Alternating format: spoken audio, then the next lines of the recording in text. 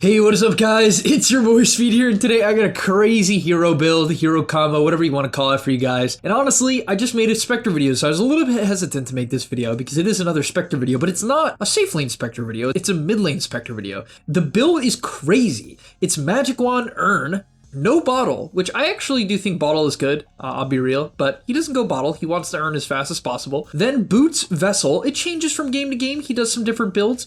After that, an Orchid. And then from there, it's kind of normal Spectre. He goes for a Manta, completes a Nullifier. I guess this is a bit different. This is kind of more of an assassination build, right? Targeted for heroes like, you know, maybe a Ghost Scepter Treant. I guess he doesn't have anything like that. But mostly this game for this guy. Yeah, really excited to talk about this. This is a ranked 63 European player, so it's like 11k MMR. This is no joke, not some low MMR cheese game. This is a very consistent thing this guy Warwick is doing. Really incredible what he does, and let's get into it. Alright, before we get into the main part of the video, I do want to let you guys know that I'm not only posting videos here on YouTube, I also frequently post videos on the website. If you don't know what I'm talking about, almost every single day I'm posting a new video to the gameleap website. We're going to teach you guys in depth about how to get to the next level. So if you want to become absolutely broken, click the link down below and sign up. Alright, so in the laning stage, it's not good, be real, let's get it out of the way, it's bad. Pull a lot of creep aggro, guys. The name of the game here is going to be very simple. Avoiding damage and last hitting, right? So for instance here, he has no problem just sacrificing a little bit of HP for CS, right? You just don't want to get denied because the main goal is to hit level 6. He's going to eat tangos, buy a completed magic wand, which I find a little weird considering it doesn't really help you. It helps you with slots, and I think that's the idea here, right? He wants to open up his slots so he can pick up the circlet from the urn and the ring of protection so he's tanky, and that's why he likes the urn so much. It's going to give you that extra bit of survivability. Personally, I do like the idea of buying bottle as he claps the guy there, gets 2 denies. I like the idea of bottle. Actually played mid Spectre, funny enough. And I do feel like the bottle helps. The hero has severe mana problems and, you know, it has sustain issues, but whatever. He likes going this urn rush. It's what he does in the majority of games. And then he picks up another set of tangos. So clearly you can see the idea, right?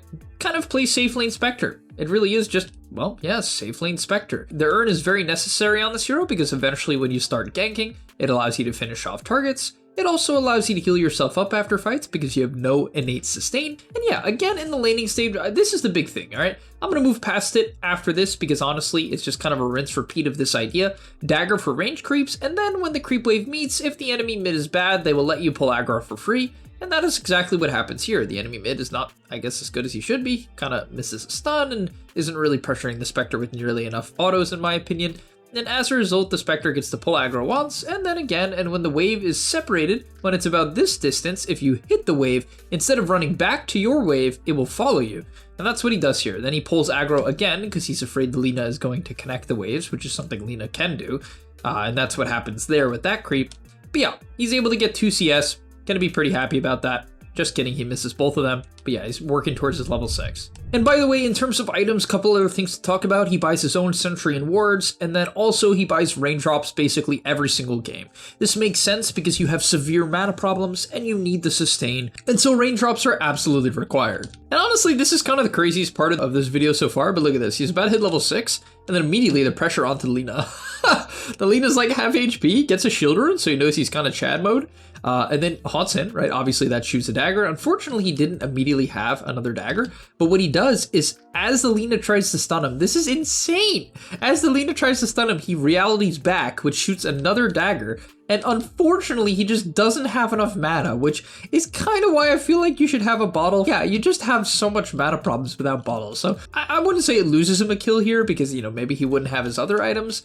But I don't know, it kind of feels like it loses him a kill here, right? Because he certainly would have been able to finish a job with 1 more dagger. Now from there, he walks back to base, which makes a lot of sense because with no bottle, you have no way to heal.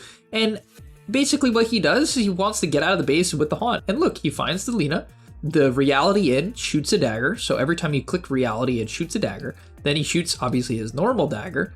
He's going to get out of the way of the stun, and then finishes her off with a couple of autos. What's really unique is the fact that he's not skilling dispersion at all. I think sometimes he will skill the ability, and I do think the value point is kind of nice for the laning stage. However, the reason why Desolate is way better than I originally thought is because of the fact that when you dagger someone, if there is no one around, Desolate would activate normally with auto attacks. It will activate on the Spectral Dagger. I didn't know that until, well, yesterday. So basically on a mid ganking build, it makes a lot more sense to have Max Desolate. And that is exactly what he does, because it works on the dagger on the first reality, then on the normal dagger, and then the reality out. So basically you get 3 instances of Desolate if the person is isolated, and that's all pure damage. And now from there, the name of the game is just clicking Shadow Step as much as humanly possible. Like, even if you aren't sure if you're going to kill the person, just Shadow Step, guys. Like, you should just be griefing people's HP pools. Now here, they actually end up killing off the Lina with the reality back in the urn, which is why the urn is so good, kind of helps you just barely finish off these kills. You just want to click your ulti almost as much as you can, right? And the reason why is it's only a 60-second cooldown. And worst case scenario, let's say you don't kill the person, you're going to shoot 3 daggers at them. 170, and this isn't maxed out dagger, which he's about to get. So let's actually just talk about maxed out dagger. It's 220 damage. That's times 3. That's 660 damage. Lion's Finger of Death does 600. So you Finger of Death them, and that's not considering if they are isolated, they take another 34 times 3, right? That's 102 damage. Ridiculous, right? You're nuking them for over 700, and some of that is pure. So it just goes to show how strong it is just every 60 seconds to be able to globally slow someone and nuke them. And that's not considering you're auto-attacking them as well, right? Your illusions auto-attack them. The illusions don't do very much damage, but you get the point. As once again, the Lina walks forward here. I don't know what she's doing. Definitely seems like a bit of a meme, but you know, he finds her, doesn't kill her initially, but whatever. Now her game is in a really weird spot, and she's gonna get hit by the dagger on the way out. And boom, now she's tracked for 7 seconds. Everyone sees her. She has to start getting earned by her Furion, and her HP pool is in a really awkward position. And this is what you want to keep in mind. You don't have to get the kills, right? Obviously you want the kills, of course, but you don't have to get the kills. More about just griefing people over and over and over again. Even here, he's just griefing this PA. And then from there, it's mostly just about farming the mid lane, guys, right? You're just going to farm the mid lane. I wish he had a bottle. And then you just farm the mid lane and farm up your vessel. There are some different builds he's gone. He's gone Urn into Treads, Orchid first, from what I've heard. But it's mostly just Vessel and Treads. But in this game, he actually goes Vessel into Orchid. We'll kind of talk about that. But yeah, from there, he's going to get another kill. Not surprisingly, as the ulti comes back up, he's going to look for the squishy targets, finds the Furion, explodes the guy, because that's what Spectre does, and bullies out the Spear Breaker. And it's kind of funny how much you can tilt the enemy team by just constantly getting kills. And that's why this hero's just, it makes sense as a mid laner. It's just obscenely active. I mean, it does a very similar thing as the safe laner, but typically with less levels and with way later level 6 timing, right? And that's why it kind of makes sense as a mid, right? Because even as the hero progresses as a carry, it often kind of somewhat becomes a mid, because even when the game goes later and later, it continues just to play more of a pick-off style.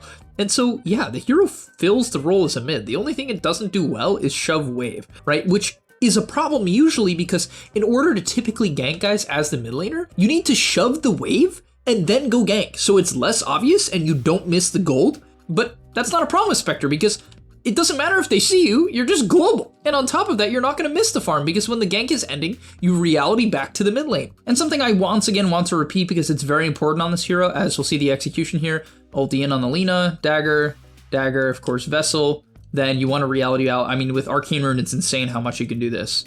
You can almost get 3 of them off. It's pretty close. Can you get 3 of them off? It's so close. And then he instantly hunts back, because you just want to keep shooting daggers. Oh, look at the PA tipping the Lina, because it's like, how in the world is a mid Spectre outpacing, outplaying my mid Lina? And look at the CS, he has 45, but this is what happens. You don't care about last hits. Like, you do not care. It's just all about looking for these kills. Now, in terms of team fights, things kind of stay the same, but I still think it is important to note. Very similar to Safe Lane Spectre, what you're going to be doing is looking for kills on heroes like Lina and, you know, the Furion or the Treant if he gets isolated, as that's a crazy chrono. I mean, it's definitely a kill, but yeah. Lina, great target for him, drops the Orchid, drops the Vessel, and that's going to help him get the job done. And don't be afraid to reality out, because when you reality out, it shoots that extra dagger. I know I'm repeating that, but I think a lot of people will forget that. But the problem is, guys, and this is something important to know too, once you kill the person you shadow step to, if they die, your illusion goes away, right? So you'll see when you shift in, the illusion will start running to you. If you kill the person, this illusion will instantly despawn, and then you can't shift back.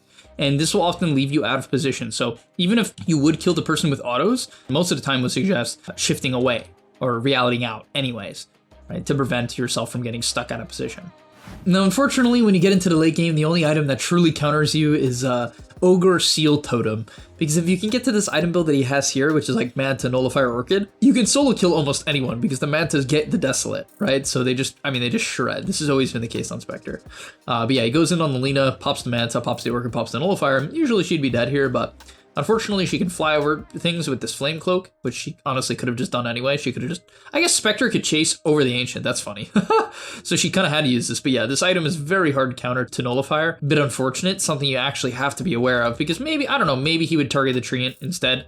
It zones the Lina out of the fight, which is good. But yeah, at the end of the day, I really like this mid-Spectre, guys. I think it's something to try because in team fights like this too, you don't really want to be the guy who has to like do all the damage per se, which sounds weird, but this hero, even as a safe laner, really is like more of this assassinate hero, right? It can win man fights, right? It clicks Manta and can man up to certain carries. It's definitely an option. He has that item build, but usually you get kited, right? The hero's biggest issue is its inability to stick on top of someone when Shadow Step is down, of course. Thank you guys so much for watching. Hopefully you enjoyed. I'll see you in the next one, and I'm out. Peace. And that's all, but remember, before you leave, come on, before you tune out, subscribe to the gameleap website where we are going to help you get to the next rank. If you're stuck, click the link down below, and I'm out. Peace.